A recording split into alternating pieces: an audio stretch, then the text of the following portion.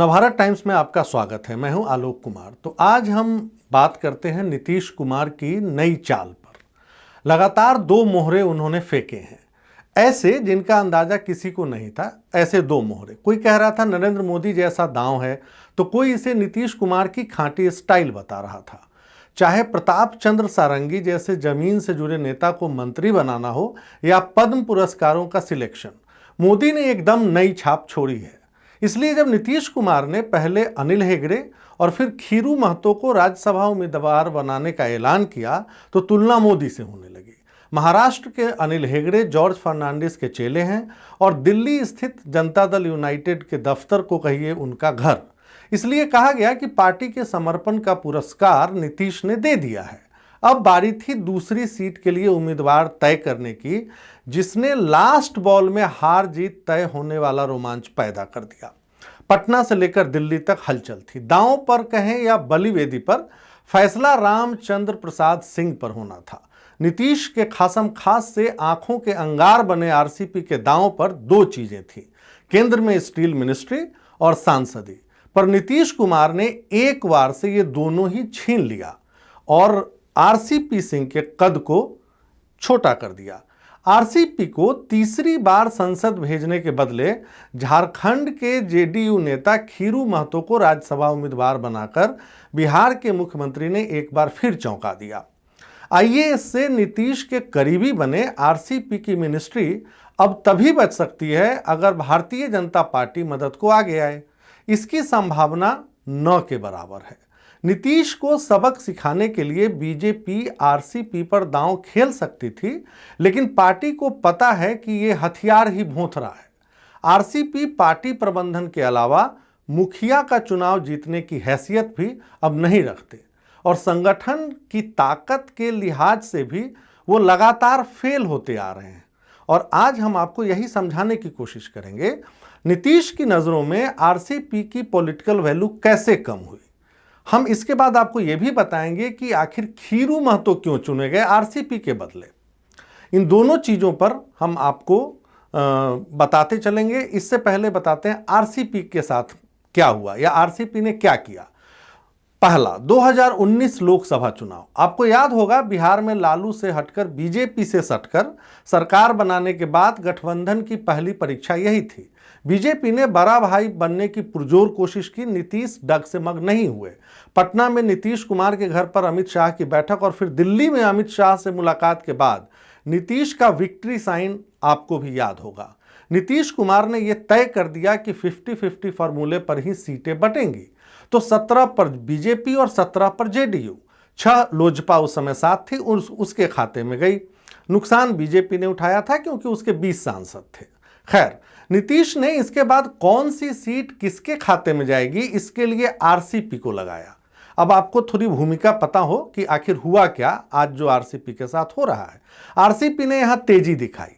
नीतीश के बेहद करीबी संजय झा दरभंगा से चुनाव लड़ना चाहते थे और सीएम की सहमति बन चुकी थी, लेकिन सीट बंटवारे में दरभंगा बीजेपी की झोली में चली गई।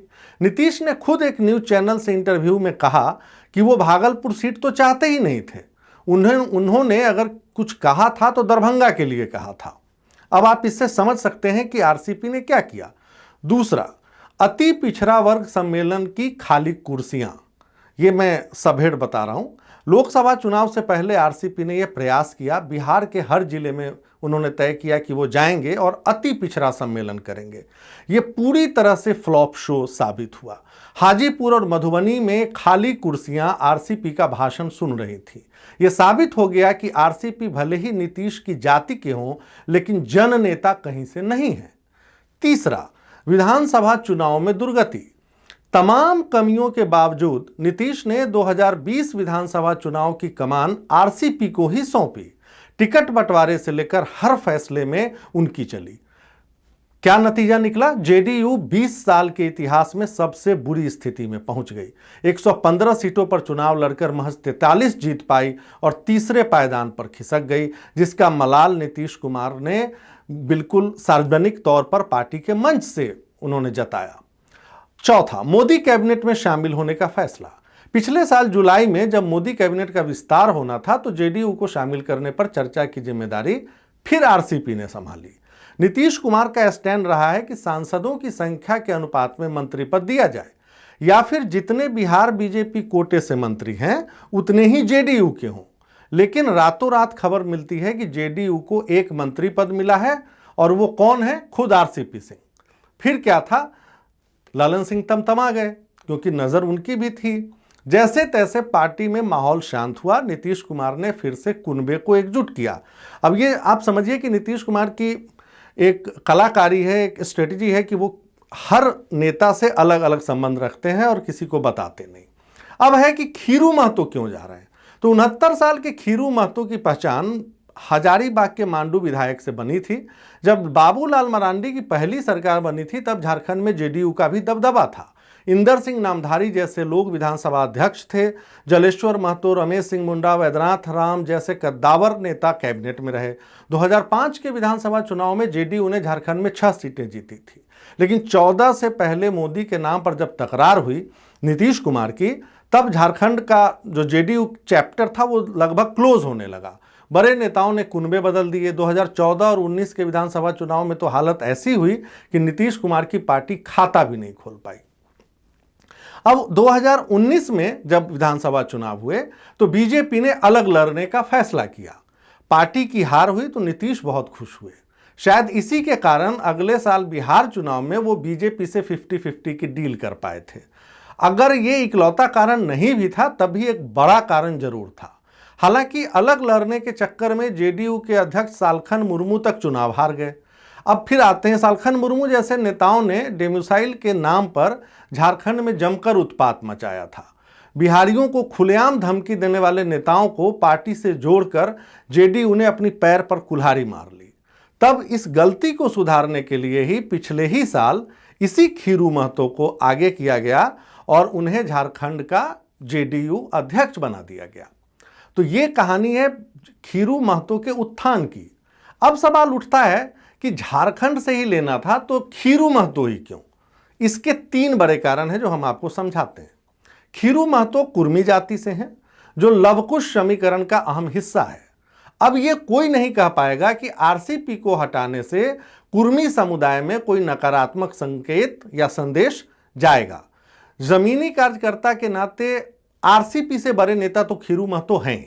दूसरा, कुर्मी कार्ड जो है वो झारखंड की सत्ता की चाबी है।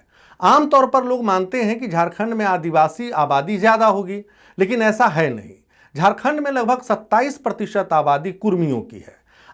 आदिवासियों की भी लगभग इतनी ही है, कुछ कहते हैं 28 है, मतलब 1% ज्यादा। सुदेश महतो जैसे नेता इसी वोट बैंक से वहां टिके हैं। अगर ये समुदाय खुलकर जेडीयू के पाले में आ जाए तो राज्य की 81 सीटों में से 23 पर जीत हासिल की जा सकती है। तीसरा, कुर्मी एसटी होने का दर्जा देने की मांग करते आए हैं। आदिवासी संगठनों को यह नागवार गुजरता रहा है। इन संगठनों ने जब रघुवर दास की भाजपा सरकार थी तो बहुत जबरदस्त प्रदर्शन किया, जब उनको लगा कि ये शायद मांगे मान ली जाएंगी।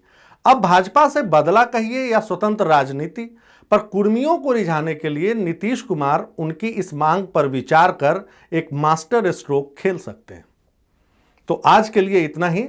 हम बुधवार को फिर आपके साथ नए टॉपिक के साथ हाजिर होंगे। तब तक के लिए नमस्कार।